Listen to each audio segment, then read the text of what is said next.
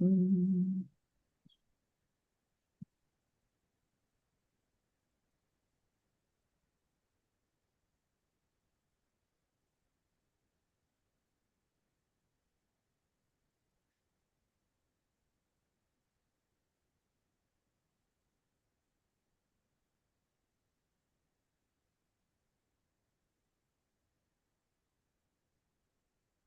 Okay.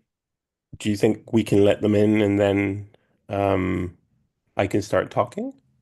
Um, could we, in one moment, I'm just finishing like the last couple slides. Okay.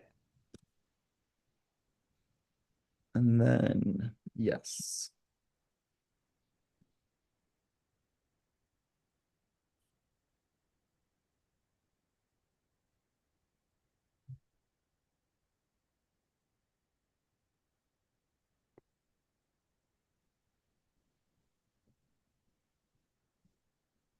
Okay, I think now we can let them in. Okay.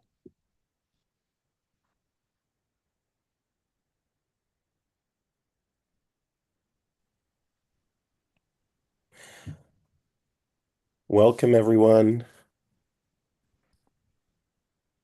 Thanks for joining us today. Sorry for the delay. My name is Camilo Otero, and I'm the Exhibitions and Publications Manager at Center for Book Arts. And we're really excited to present one of our 2024 Book Art Research Fellows, Darian Razdar. Um, and yeah. uh, Send it. I think he's the only one who can do it, but maybe. Um, so welcome to today's talk, Cartography, Geopoiesis, Writing the Edge of Land, Body, Image, Text, Art Book. This presentation is part of the research of the Book Arts Research Fellowship Program, which invites researchers and scholars from diverse fields to engage with CBA's distinctive artist book collection and submit research proposals that draw from its content. The Book Art Research Fellowship Program is made possible with the generous support from the Pine Tree Foundation of New York. Darian Razdar is a writer, artist, and independent scholar. His work ties together poetics, landscape, and abstraction through the methods of poetry, photography, publication, art writing, and collaboration. Darian performs creative field research to experiment with unconventional and embodied methods of learning with place. Darian's fieldwork for locating Belleville 2018 inspired his community power mapping workshop series between 2017 and 2022, which he facilitated for over 300 participants in 4 countries. Critically rethinking the project, Darian created Poetics of Place 20 since 2022 and ongoing, a workshop research publishing project that challenges conventional notions of what maps are and how they do. Darian is also an actively publishing poet and photographer. His titles include Morning Poems, published by Sand Press in 2023, Eye of Water, self-published in 2023, and Countermap, a Poetics of Place, published by Reflex Urbanism in 2022. Welcome, Darian, and I'll hand it off to you.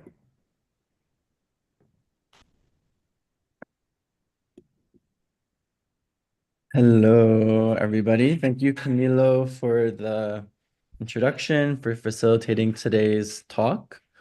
And thank you to the Center for Book Arts for having me as one of the 2024 Research Fellows. I had the pleasure of being at the Center for Book Arts in May of last year and spending almost every day a few hours with the collection, researching there, as well as with the collections at the Museum of Modern Art, Archive and Library, which is accessible and open to anybody.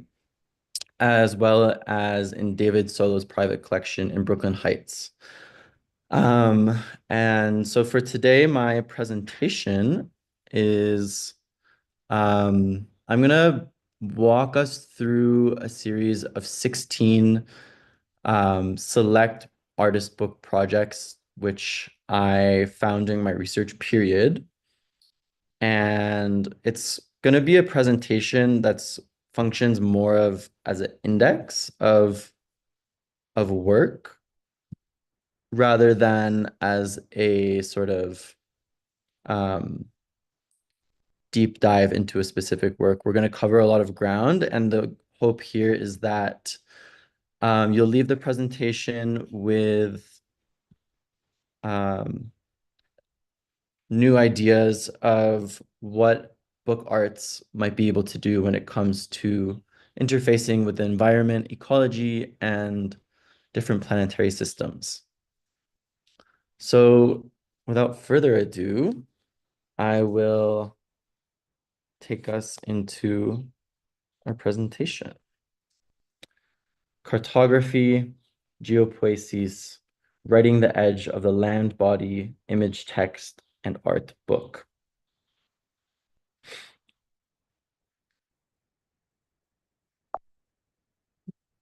Agnes Dennis, the artist famed for her landscape level earthworks such as Wheat Field, A Confrontation, Tree Mountain, and Rice Tree Burial with Time Capsule, spent the early part of the 1970s creating the conceptual foundation on which her later work would flourish.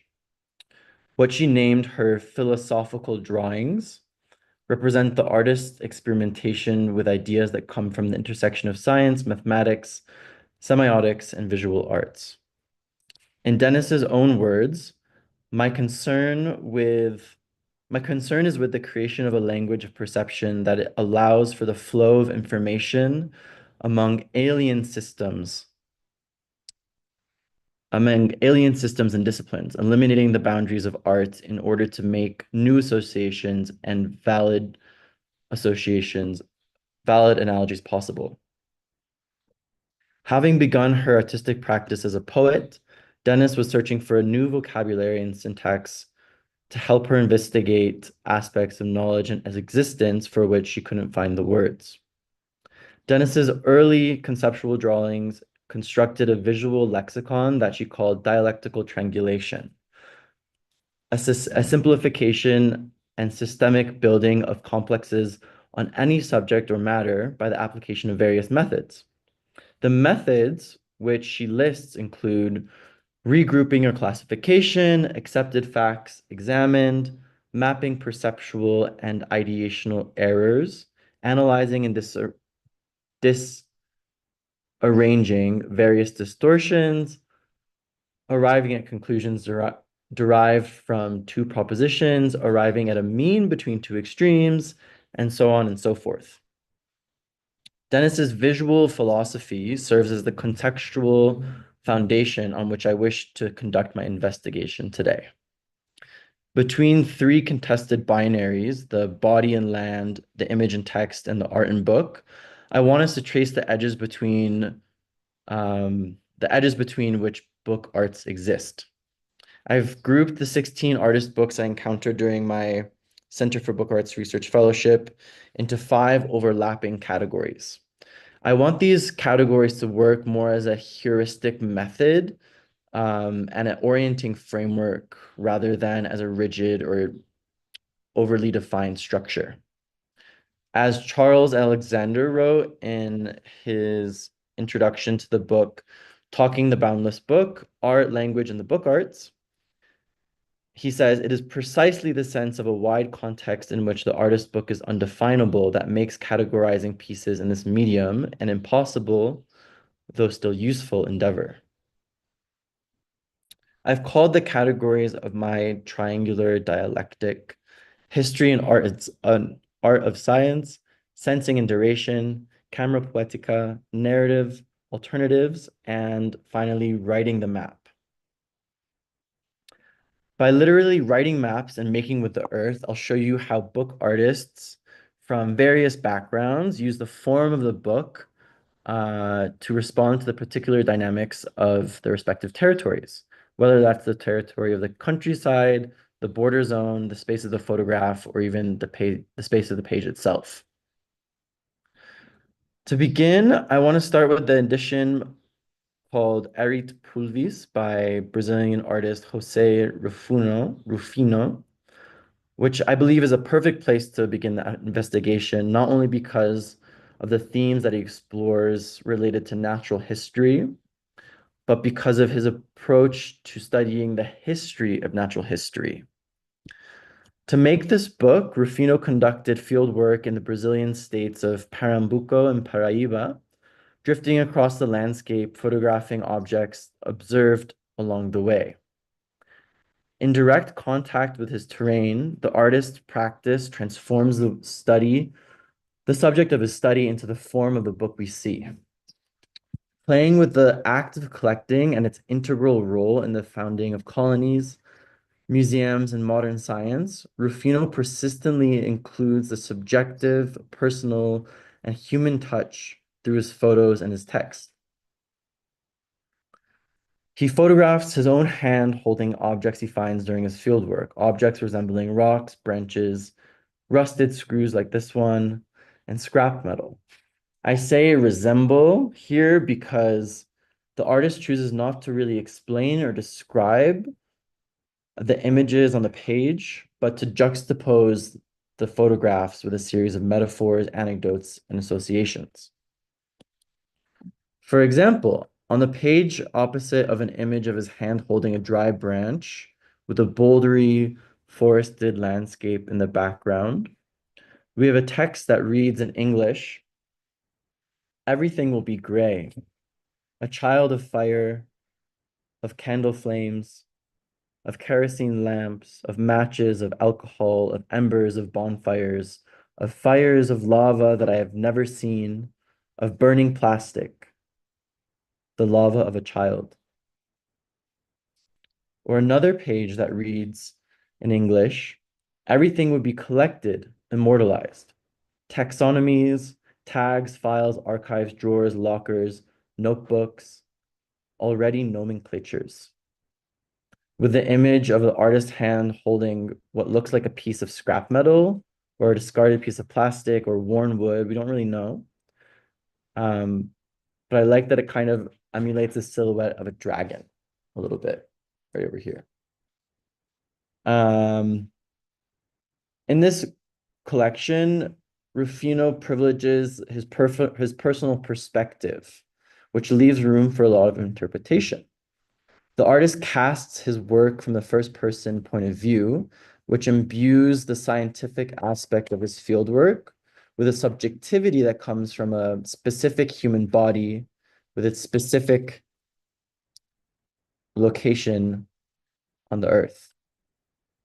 Under the guise of the scientific fieldwork, Rufino leads us to appreciate the interpretive processes involved, although hidden inside scientific inquiry.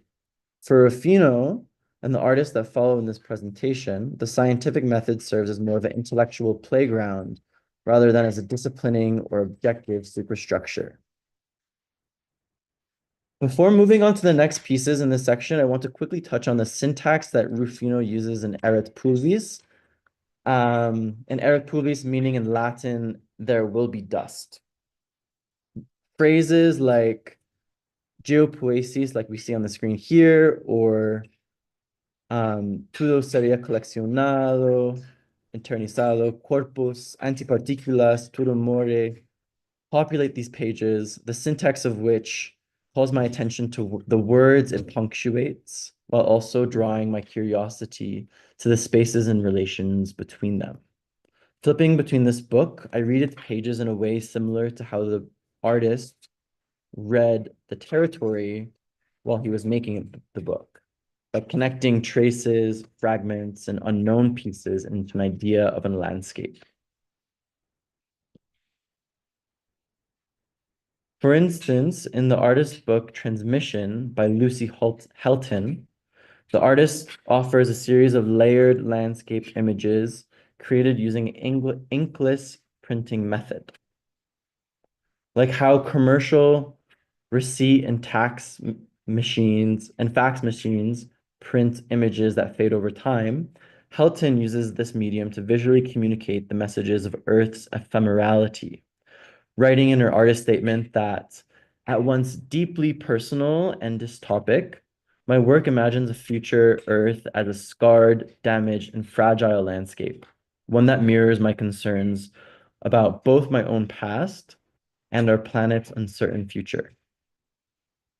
Rolled into a scroll with the pages cropped and arranged from shortest to longest, the artist plays with the visual field of linear sequence that is found in almost all books, providing the reader a peek into what's to come while focusing our attention on the page in front of us.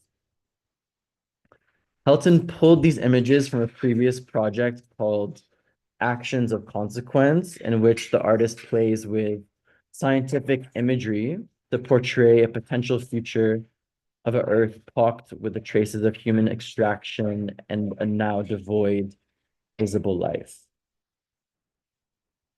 On a similar note, Felicia Honkasalo and Ida Smelmagovich, in their collaborative book Gray Cobalt, engage with the question of how science makes images and imagines a history of the natural world.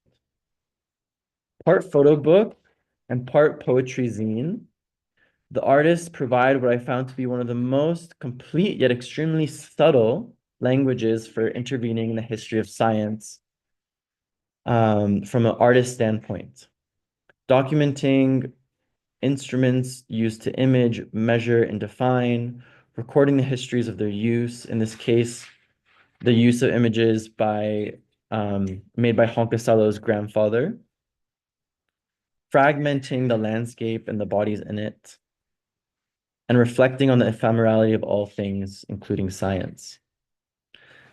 As a group, these three artist books speak to the history of science and the history of the history of science and the art form of interpreting this process.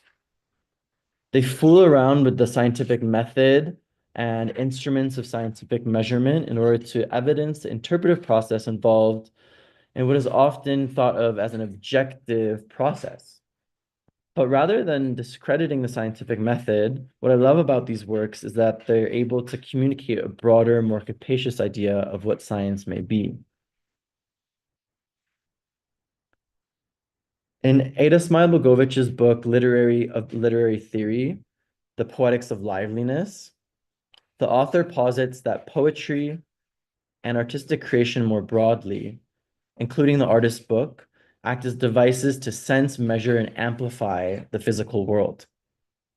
Much like how a microscope allows us to image worlds at the nth times magnification, or how telescopes allow us to see both far into space and way back into time, a work of art can act as a tool for us to imagine realities radically different from the ones we live.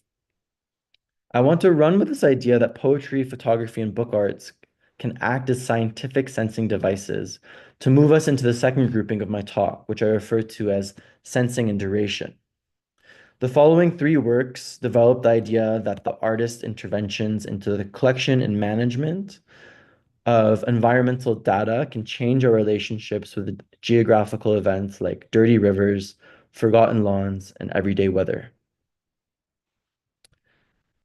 In the project SP Weather Station, the New York-based artists Heidi Nielsen and Natalie Campbell installed a DIY meteorological weather station on the roof of the Long Island City Flux Factory, collecting weather data for 7 years from 2004 to 2014, or more than 7 years, 8 years.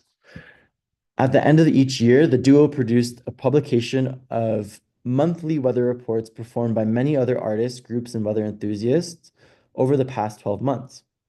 I had the chance to interact with the 2008 weather reports while researching at the Center for Book Arts last May. To give you an idea of the breadth of artistic interventions collected by Nielsen and Campbell, this publication alone introduces a dozen inkjet laser prints, 3 DVD videos, and a temporary tattoo. The weather report from the month of February 2008, for example, entitled Leap Day Wind Direction, involves 4 artists pulling a sheet of paper in different directions while marking their movement on the sheet with ink. We can see this here in the upper right corner. A small compass also accompanies the report, making its reader the fabled 5th collaborator as they attempt to read the mess of directions on the page. In this example, as in the others included in this volume, artistic practice functions as a tool for measurement of physical phenomenon outside of the confines of scientific discipline, where the felt and haptic embodied experiences of weather are just as important, if not more so, than the discrete information encoded in scientific data. In the next project, the idea of the embodied data is illustrated both textually and visually by Brooklyn-based artist and Center for Book Arts studio ambassador Sarah Nichols, in which she processes empirical data through the vector of her body and evidences that data in the pamphlet-style zine, Fresh Creek. In this zine, the artist takes us on a bike ride along the Brooklyn Greenway, which follows the borough's coastline from the East River to the harborfront and Jamaica Bay, all the way to the eponymous Fresh Creek Nature Preserve and Shirley Chisholm State Park. As we follow her along this route, which the artist knows intimately from observing it in previous bike rides, we see how Nichols makes sense of the landscape as only one could after years of careful observation. Through the sensuous experience of her body moving with her bike, Nichols performs environmental study uncommon to modern science. For instance, she writes at some point, the entrance here starts out right near Plum Beach, a popular spot for kiteboarding. There's a rest stop here where sand from the beach spills out onto the path and horseshoe crabs come up onto the sand here to mate in May and June. There's a lot of salt-resistant goldenrod here, and we're low, right next to the water. This part of the path floods during storms, and there's often puddles and debris on the path.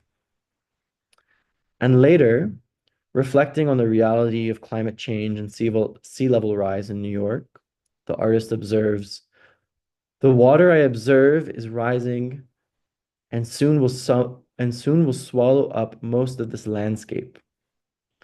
One of the reasons I love this ride is that I know someday I will not be able to make it.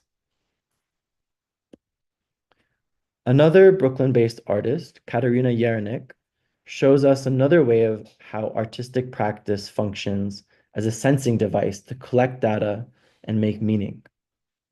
In her artist book, Exit 30, Yernik shares 3 double-sided, full-bleed, fold-out A3 size posters with photographs from her 4-year-long project, Beautification This Site, in which the artist sculpted a small, forgotten, polluted piece of grass located at Exit 30 off the Brooklyn-Queens Expressway. In the context of the city's Adopt a Highway program, Yernik cared for a patch of grass from 2012 to 2016, performing a variety of interventions from collecting and cataloging roadside litter to cutting the grass, holding a ceremonial New Year's Day address, and creating installations of yard flags and audiovisual productions. Throughout the duration of what the artist called part earthwork, part self-aside and residency, Yernik collected, cataloged, and presented. Unlike in modern scientific process, the artist refrains from overanalyzing the meaning of the data she collected. Rather, she allows her public of close friends and passing drivers to make meaning for themselves. In its book Art's Rendition, Yernik provides readers with bits of text and fragments of images from the physical site. Here, the book serves as an amplification device to observe more closely the patterns of bioadaptive resilience in the face of landscapes hostile to the growth of life, human, animal, and vegetal. pushing the idea of the book arts and the print medium, pushing the idea that the book arts and the print media might serve as a tool for imaging and imagining the environment. The three works in the next group that I call camera poetica employ the technologies of photography, printmaking, and poetry to not only document the terrain, but to construct novel landscape imaginaries that live in the space of the book itself. To begin, Alan Burns' broadside Above Mott Peak places us in the middle of a moment looking down at the topography as it happens. Akin to how a camera takes a picture of a fragment of a second in a particular time and place, Burns' letterpress poems and woodcut engravings work together to create an image of a particular landscape. In this case, Mott Peak in the East San Francisco Bay.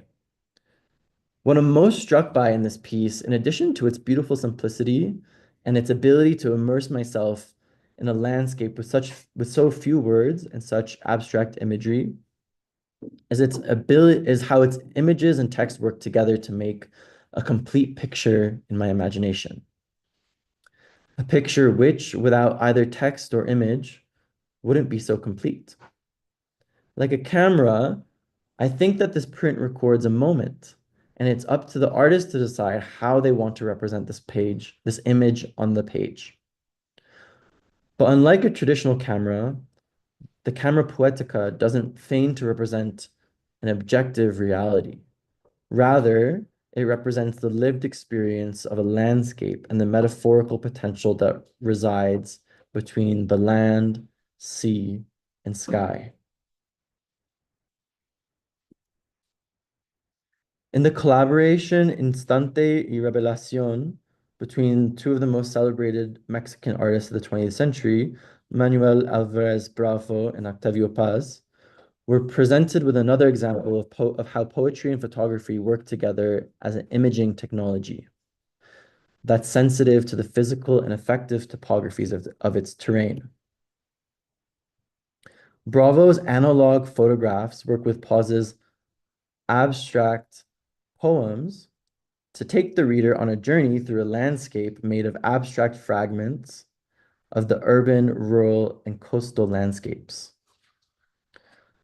Bravo obviously uses a traditional camera to picture the moment we encounter on the page. And Paz uses his poetic camera to create images that deepen our perception of the landscapes that his colleague records. Paz personifies the elements that he writes about, agua, piedra, viento, thereby working with the agential mechanisms of the earth as more than a subject of his poems, but as a collaborator in the making of this book. The idea of geopoiesis that we found in Jose Rufino's Erit Pulvis sees its manifestation again in Paz and Bravo's collaboration. The making of an artist book like this then isn't just a bilateral dynamic between two artists or between an image and a text, but more so it's a dialectical triangulation between writer, artist, and their environment.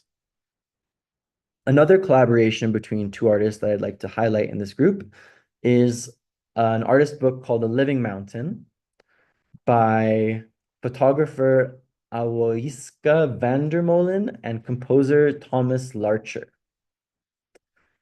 The artist book presents us with a series of black and white photographs of the Austrian Alps and a 16-page insert, including print reproductions of Larcher's eponymous musical composition.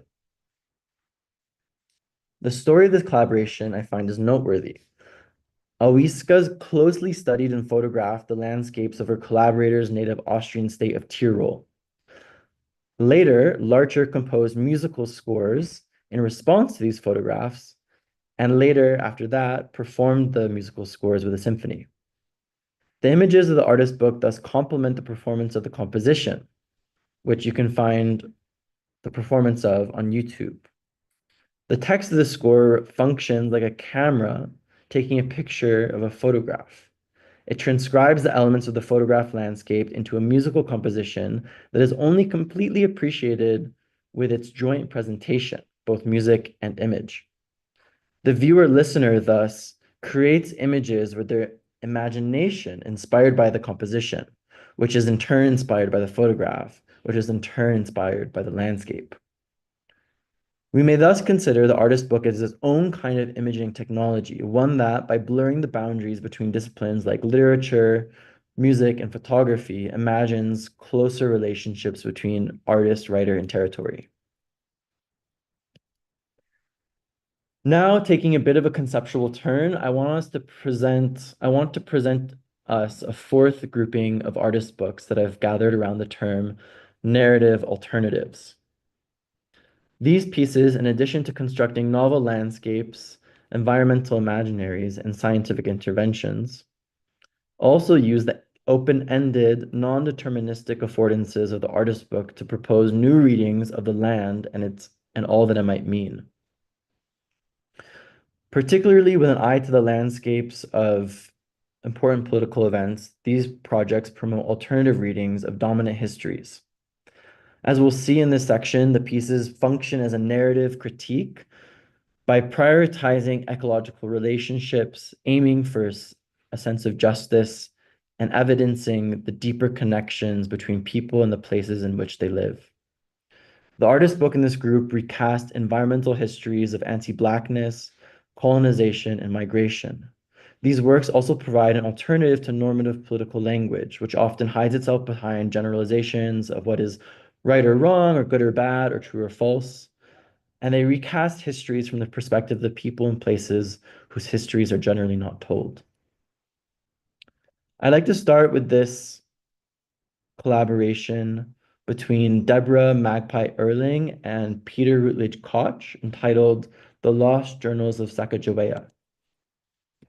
This is a really blurry image. You can't really make it out, but we have a picture on the right here of that was taken during the 1860s or 70s, as settlers were flooding into the newly colonized American West. The archival photographs of which exist throughout the United States in state and governmental archives. And on the left side, we have poetry by Deborah Magpie Erling.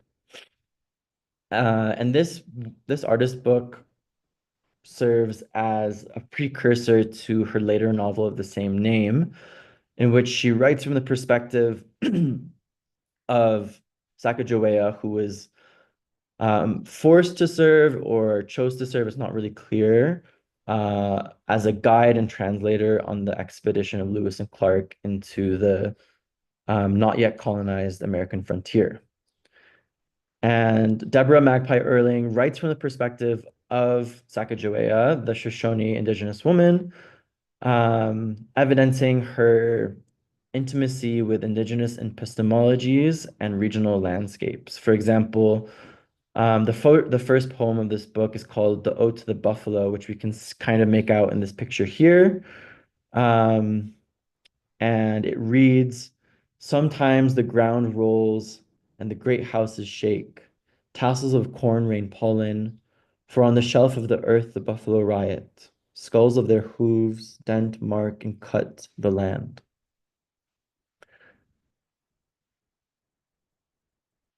In the same geography, though now 200 years since Sacagawea's death, Zora J. Murph, Zora J. Murph's project, At No Point in Between, looks at the landscapes of the Black community and white supremacy in Omaha, Nebraska.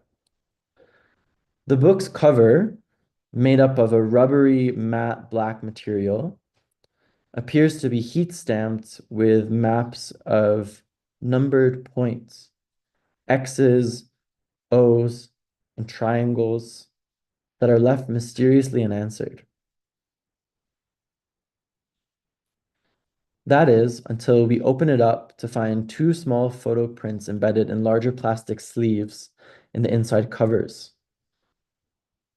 Inside the front cover, an image of 50-year-old Black South Carolina resident Walter Scott wearing a green sweater and black pants running away from something or someone. And on the inside back cover, the the accompanying image of local police officer Michael Slager firing shots from his handgun in Scott's direction. Throughout the pages of this book, readers encounter a mixture of archival images, found footage, text, and Murph's own photographs. By combining a variety of media, Murph triangulates between records of police violence, white supremacy, and the history of segregation in Omaha that continues to the present day. Together, they represent a language and landscape where both slow and fast violence play out. A landscape where Black communities still make home in spite of these risks. A pamphlet inserted into the middle of Murph's book entitled, "What Do I Need to Wreck a Structure?" satirically written or attributed to the City of Omaha Planning Department, uses poetry to amplify the counter-narrative the artist proposes in their visual field. In this open-ended text, which reads extremely differently from what you would expect in a traditional planning department brochure, the writer inscribes, "Let us dig into the unspeakable and linger in the time we lost. To clock violence at various speeds. For one thing, it's time to show my face, to become composite. Memorials of Black and white and young men live and say, stay up, and I love you as goodbyes. The narrative is me or mine and not both. Or is it ours?" In this project, Murph succeeds in softening the edges between the land and the bodies that inhabit it. Images of the Black community in Omaha and its landscapes become inseparable, which we can locate within a broader context of colonialism, following our previous reading of Erling and Koch's The Lost Journals.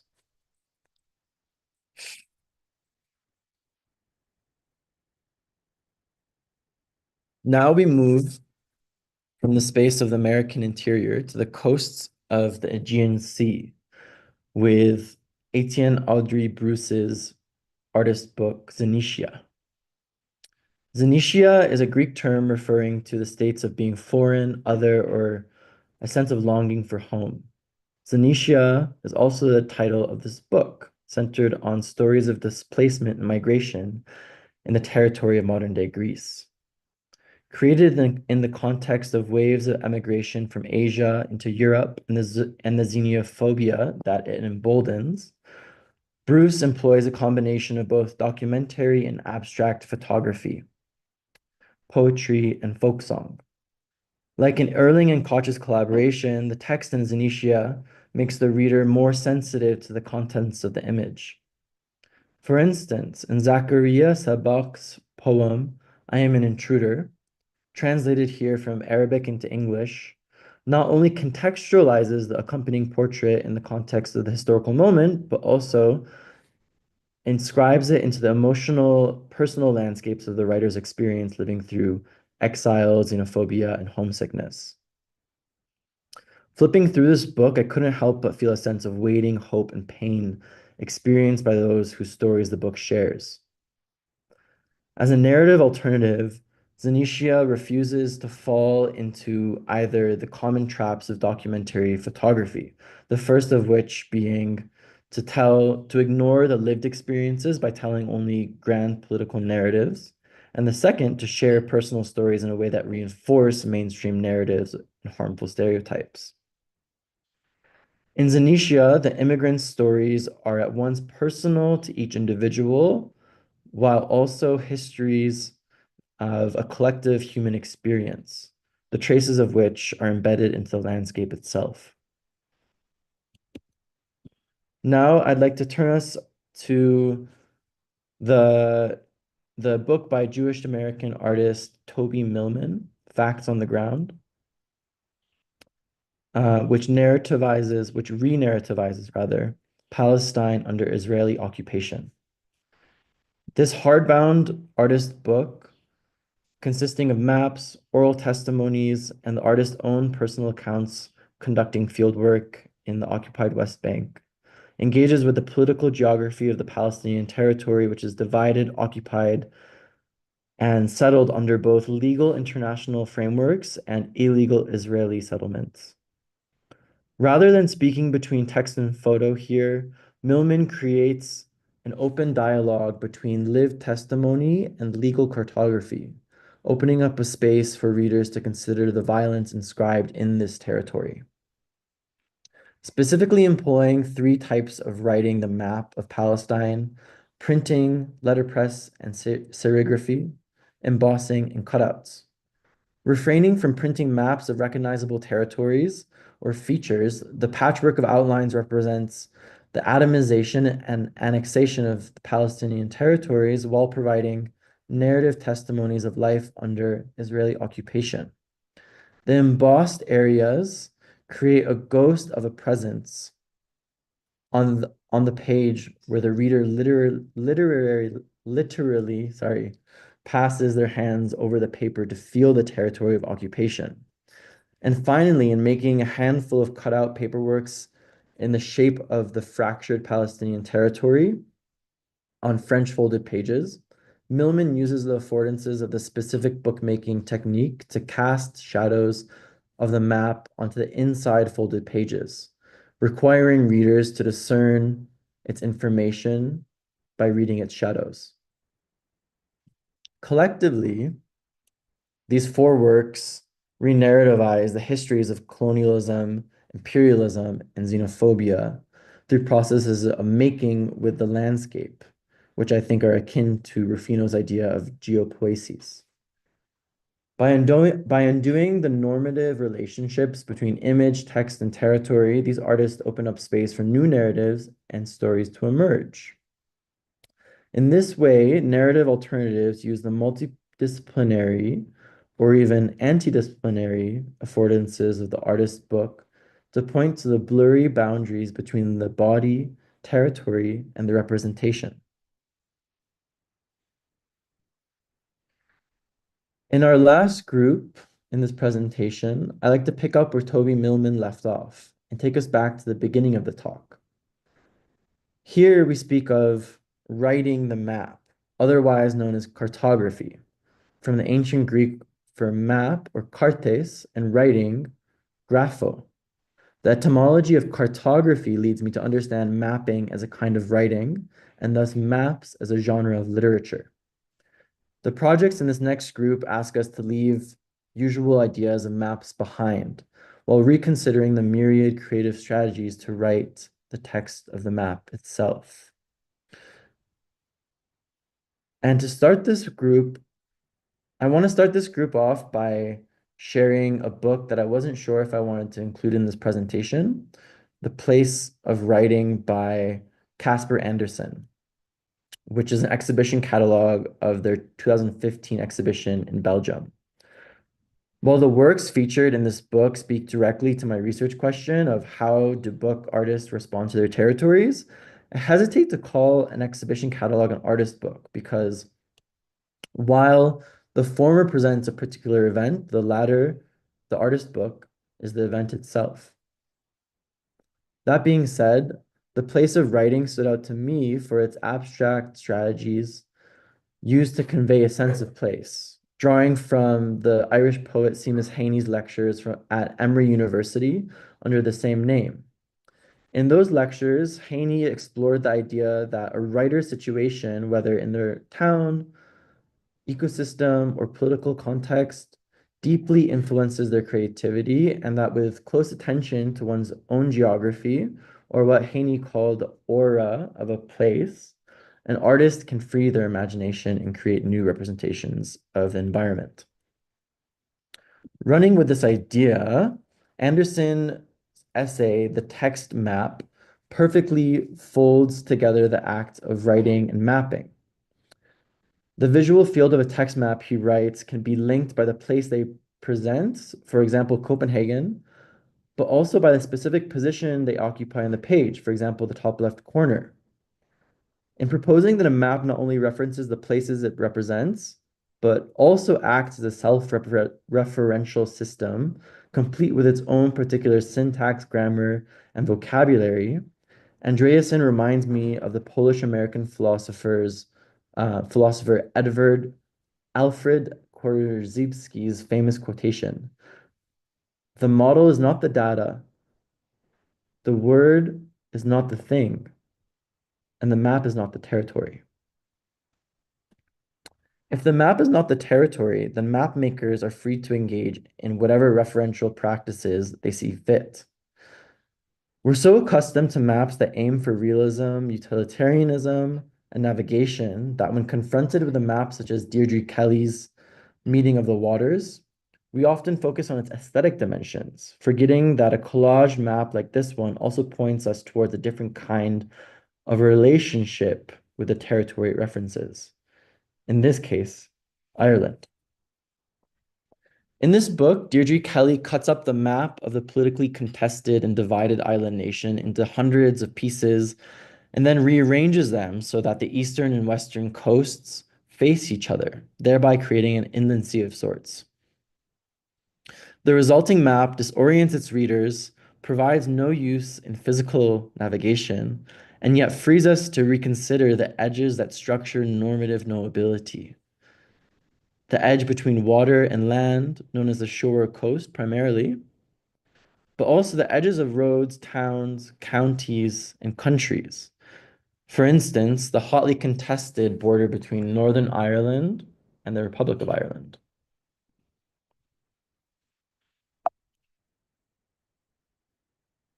Exploding our perceptions of what maps mean and do even further, Agnes Dennis's map projections evidence how the maps we use to orient ourselves on the planet, and which modern science likes to believe are true illustrations of Earth's dimensions, are just constructions made through a series of creative, interpretive decisions. In her artist statement for this book, Dennis calls these decisions distortions, transformations, and interactions of phenomenon. A map projection refers, in general, to the mathematical system of representation of the three-dimensional surface of the Earth onto a two-dimensional plane.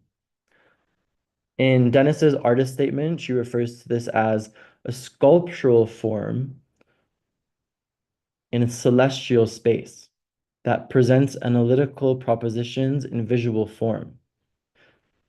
The trick here with map projections is that the shape of the Earth is not a perfect sphere, nor is it a sort of oval-like ellipsoid, but it's what contemporary science calls a geoid, or a bumpy, uneven mass where, for example, sea level varies throughout the surface of the Earth.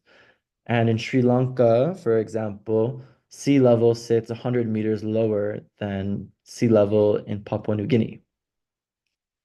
By playing with the distortions inherent in the process of map projection, Dennis harnesses the truly creative potential that cartography holds, connecting us back to the scientific themes we saw at the beginning of this talk, namely how book artists are uniquely positioned to call attention to the interpretive acts embedded in what most consider to be objective scientific methods. By layering illustrations of her map projection process using tracing paper throughout the book, Dennis deconstructs this objective process into the series of artistic abstractions it comprises, each abstraction building on the next to provide visions of Earth as a pyramid, cube, shell, egg, donut, or even hot dog. The map projections here function as self-referential systems that work with the Earth as a collaborator in the artistic process, playing in the space of scientific uncertainty to write new planetary geometries. Blurring the edge between map and text even further, I want to turn now to the artist book Atlas of Punctuation by Heidi Nielsen, the same artist behind SP Weather Station that we saw before. The maps that Nielsen presents in this atlas are not made up of markings of continents, countries, or cities, but rather of the punctuation of literary texts.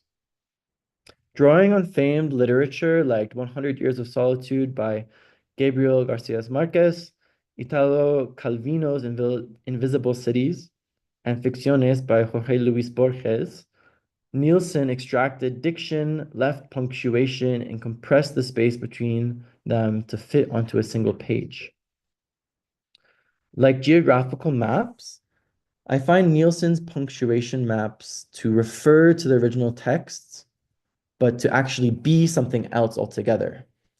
Each of these letterpressed maps references itself insofar that it represents a syntactical space, a space of syntax, a novel arrangement of symbols for readers to draw meaning.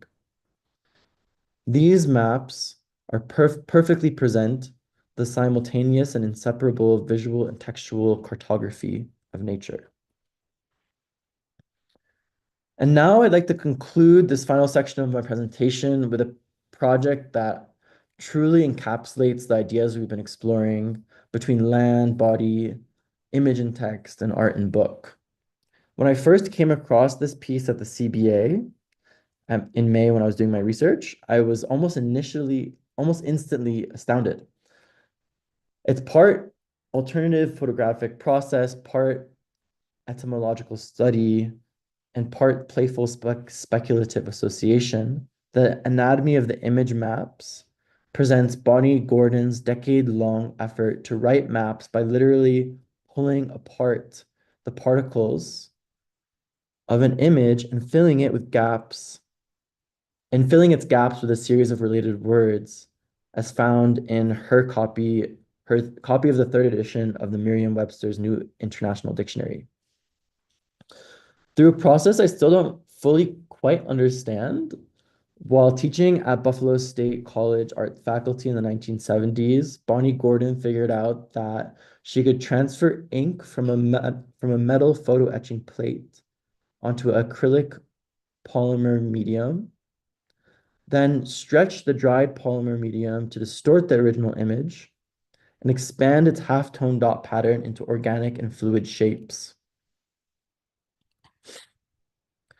Working with a photograph of a man she found at a garage sale, a man whose image she calls so generic, absolutely not posing, and perfect for this project, Bonnie Gordon crafted her image maps around different terms that refer to the visual field of the photograph itself. Working with the etymons, or the origins of words, or etymology of words, Gordon fills in the spaces open through a process of stretching and spreading the image to create verbal linkages, such as, for example, between seed, sow, sprout, message, and person, or between photo, moon, and pupil of the eye. In her words, these verbal linkages illustrate not the biological composition of a man, but rather the verbal images of the human body. The halftones, she writes, function as letters in the image maps to be read alongside the hypertext of the etymons, creating verbal bonds that hold together the space of her maps in a similar way to how molecular bonds hold together the spaces between physical particles. As a whole, this last group speaks to a larger trend in the book arts that intervenes in the cartographic process by reimagining what it means to make or write maps.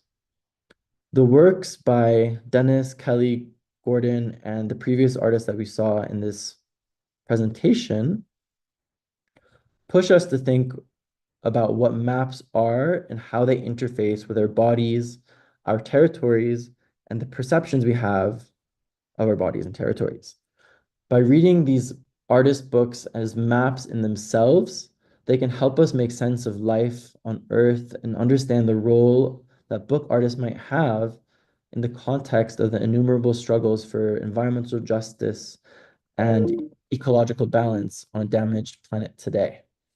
And that's my time. So I'm gonna end the presentation here and leave room open for questions from you guys. Thank you for listening. I know it was a long presentation. Thank you, Darian. Thanks, Camilo. Um, if we have any questions, please feel free to um, unmute your mic and jump in. We have maybe about 5 minutes for questions.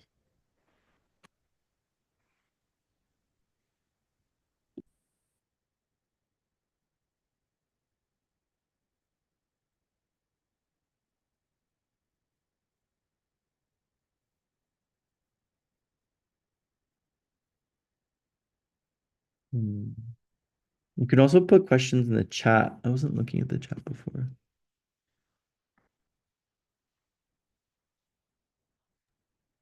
Hi, Darian. This is Rebecca.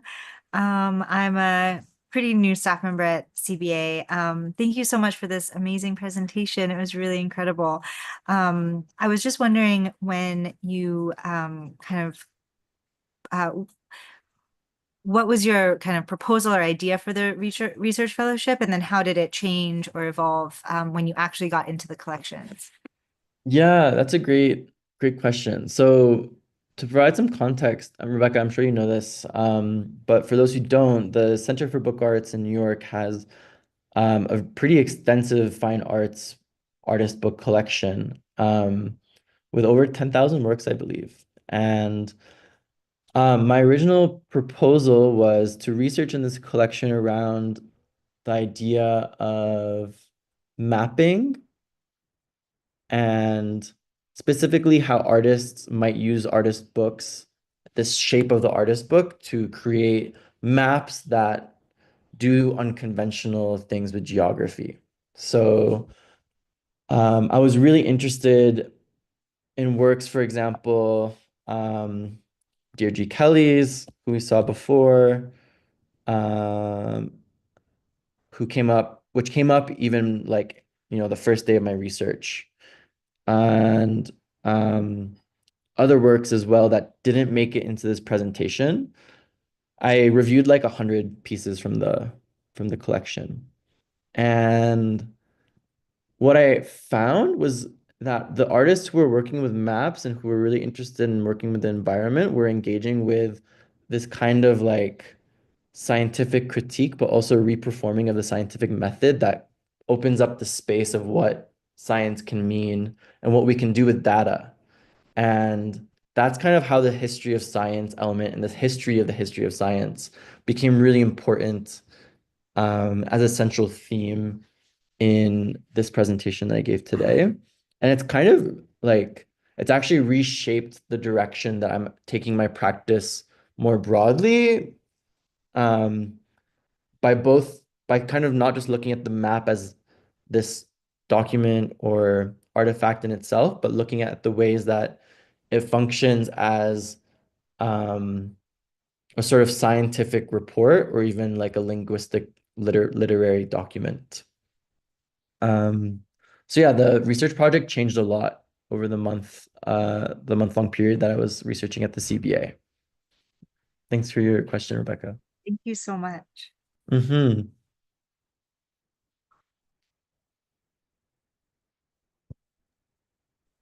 Hi, Darian.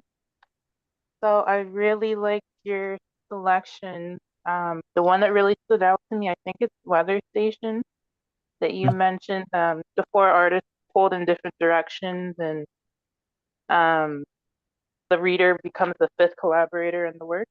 Mm-hmm. Let me go back to that Yeah. one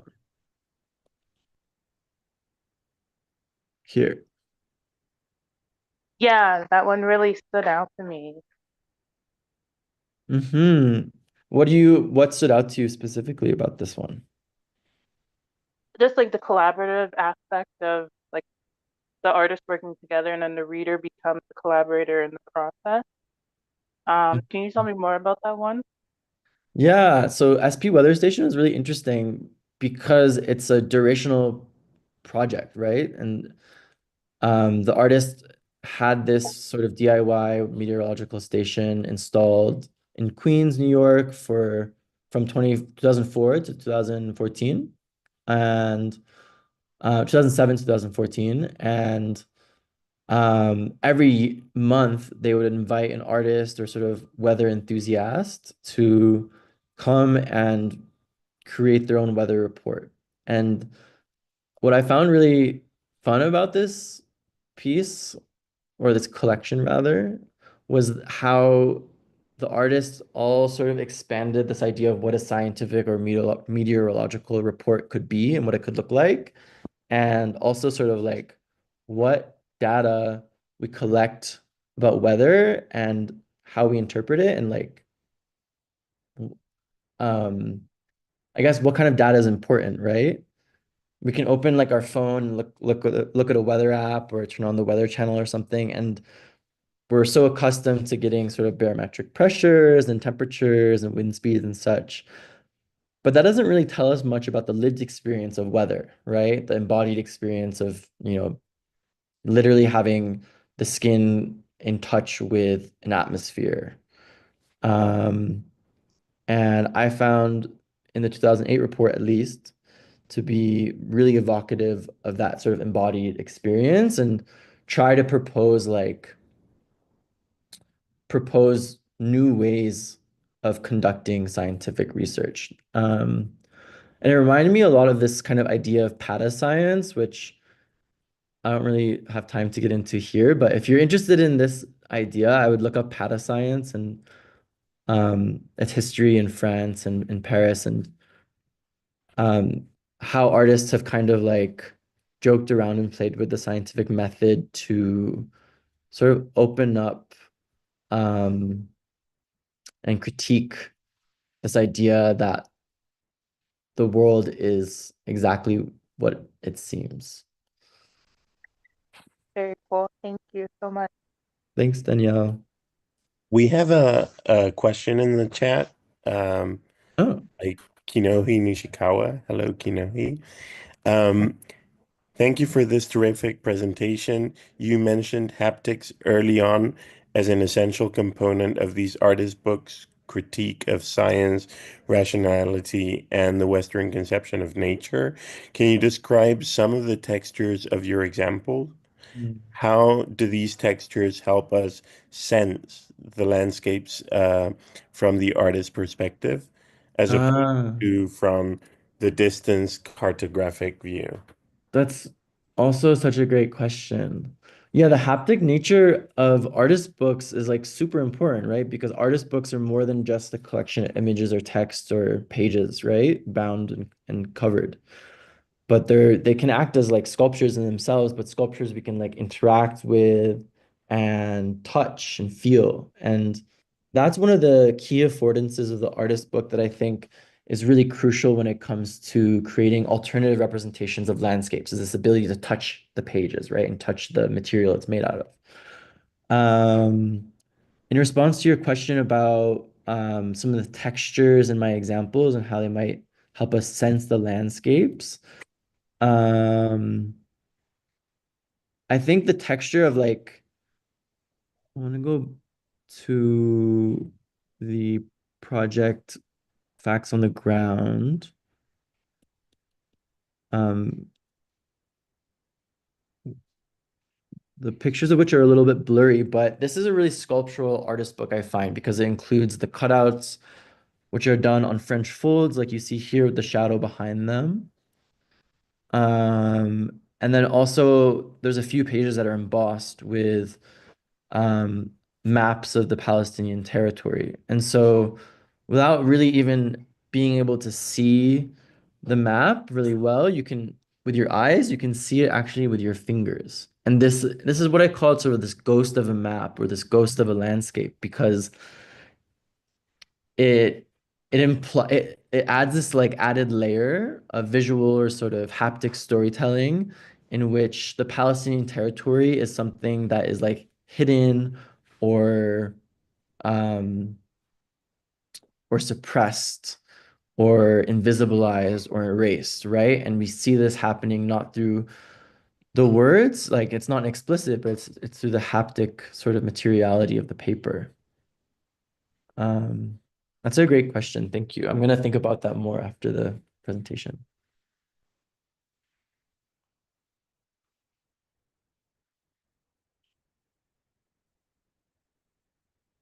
Thanks, Kanoe.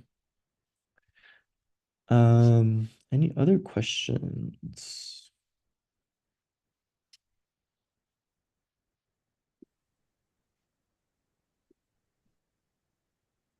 not, maybe we can call it a day. Yeah, thank you so much, Darian, for your presentation. And the presentation will be online on our YouTube channel. And yeah, so if anyone wants to go over it, you can access it after today. Thank you so much, everyone, and have a great day. Thanks, everyone. Bye. Bye.